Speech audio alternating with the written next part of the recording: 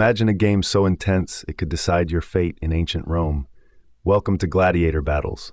These brutal contests were more than mere entertainment.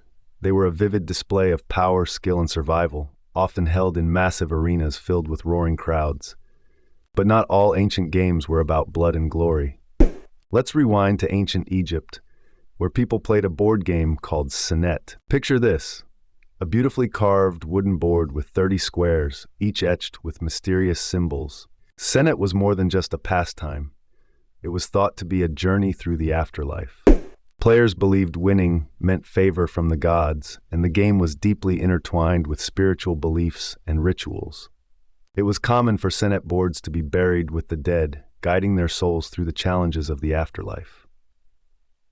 Now, hop over to ancient China, where a game called Cuju was played. It's basically soccer's great-grandparent. Played as early as 200 BC, Cuju involved kicking a leather ball through a small hole in a net. It was so popular that emperors watched matches like we watch World Cup finals today. Cuju was not just a simple sport.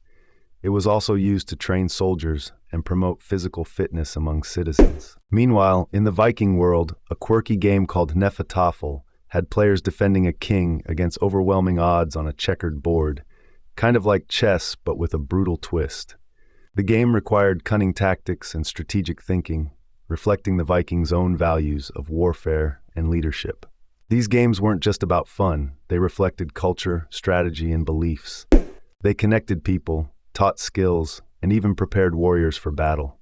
In fact, many ancient games served as training grounds for combat or as metaphors for life's challenges.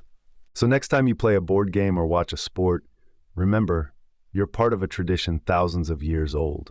Games have always been a way to bond communities, pass knowledge down generations, and explore human nature. Here's a wild thought.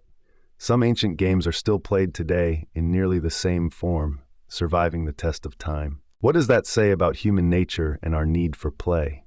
Perhaps it reveals an enduring desire for challenge, connection, and creativity that transcends cultures and eras, reminding us that play is a fundamental part of what it means to be human.